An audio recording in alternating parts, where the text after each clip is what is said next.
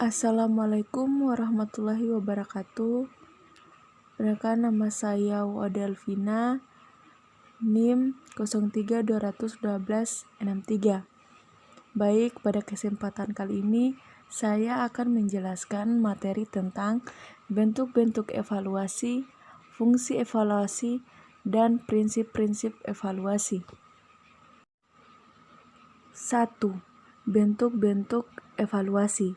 Yang pertama, soal tes uraian merupakan salah satu bentuk soal yang sering keluar dalam ujian siswa.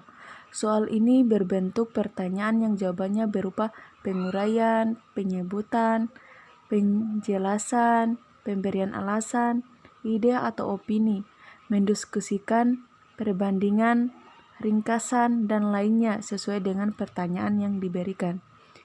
Untuk menjawab soal ini, siswa harus bisa merangkai kata-kata dengan baik dan menggunakan bahasanya sendiri. Hal ini dapat mengurangi resiko siswa menyontek, karena jawaban setiap siswa akan berbeda-beda sesuai bagaimana mereka menyampaikannya. Yang terpenting, maksud dan tujuannya sama ke arah jawaban yang benar. Bentuk soal seperti ini dapat mengasah kemampuan siswa untuk memahami, mengingatkan serta mengungkapkan apa yang ada di pikiran dan diingatkannya selama proses pembelajaran atau pemberian materi. Tes uraian terdiri beberapa bagian. Yang pertama, soal uraian dengan pertanyaan jawaban tidak dibatasi atau sesuai dengan pandangan masing-masing siswa. Yang kedua, soal uraian dengan pertanyaan yang jawabannya terbatas pada kata atau kalimat tertentu. Yang ketiga, soal uraian dengan pertanyaan terstruktur yang jawabannya bebas namun dibatasi. Kedua, soal objektif. Soal objektif juga sering digunakan dalam KBM di sekolah untuk menilai hasil belajar siswa. Soal ini memudahkan guru untuk menilai hasil jawaban siswa, karena jawaban dari soal-soal tersebut akan selalu sama. Tes ini juga akan menghasilkan nilai yang sama meskipun guru menilainya berbeda-beda. Karena itulah soal ini disebut sebagai soal objektif. Soal objektif terdiri atas beberapa bagian.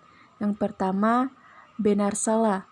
Bentuk soal objektif benar salah merupakan pertanyaan yang terdiri dari kemungkinan benar dan salah, di mana siswa akan menentukan jawaban yang dianggap benar dan salah.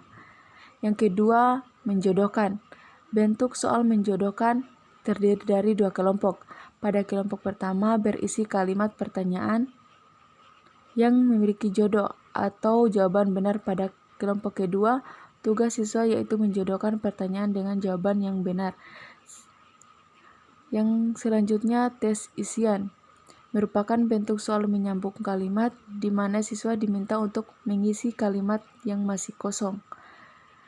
Biasanya tes ini berupa cerita atau wacana dengan beberapa bagiannya dihilangkan, lalu siswa mengisi bagian kosong tersebut dengan benar untuk membentuk kalimat atau paragraf utuh. Yang keempat, pilihan ganda. Bentuk soal pilihan ganda berupa pertanyaan yang memiliki beragam alternatif jawaban. Tugas siswa yaitu memilih jawaban yang tepat dan dirasa benar dari opsi jawaban tersebut. Bentuk soal ini paling sering digunakan untuk mengetahui kemampuan siswa atau mengevaluasi pembelajaran. 2. Fungsi evaluasi. Yang pertama, fungsi selektif adalah fungsi yang dapat menyeleksi seseorang apakah memiliki kompetensi yang sesuai dengan standar yang ditetapkan. Misalnya, menentukan seseorang diterima kerja atau tidak, menentukan seseorang naik jabatan atau tidak, dan lainnya. Kedua, fungsi diagnosa bertujuan untuk mengetahui kelebihan dan kekurangan seseorang dalam bidang kompetensi tertentu. Misalnya, untuk mengetahui kelebihan dan kekurangan seseorang siswa dalam bidang studi yang didapatkannya di sekolah. Ketiga, fungsi penempatan bertujuan untuk mengetahui di mana posisi terbaik seseorang dalam suatu bidang tertentu. Misalnya, untuk mengetahui posisi terbaik seorang karyawan sesuai dengan bidangnya di dalam suatu perusahaan. Keempat, fungsi pengukuran keberhasilan. Dalam hal ini, evaluasi berfungsi untuk mengukur tingkat keberhasilan suatu program, termasuk metode yang dipakai, penggunaan sarana, dan pencapaian tujuan. 3. Prinsip-prinsip evaluasi. Yang pertama, kontinuitas. Evaluasi tidak boleh dilakukan secara insidental, karena pembelajaran itu sendiri adalah suatu proses yang kontinu. Oleh sebab itu, evaluasi pun harus dilakukan secara kontinu pula. Kedua, komprehensif. Dalam melakukan evaluasi terhadap suatu objek, guru harus mengambil seluruh objek itu sebagai bahan evaluasi. Ketiga, adil dan objektif. Dalam melaksanakan evaluasi, guru harus berlaku adil dan tanpa pilih kasih kepada semua peserta didik.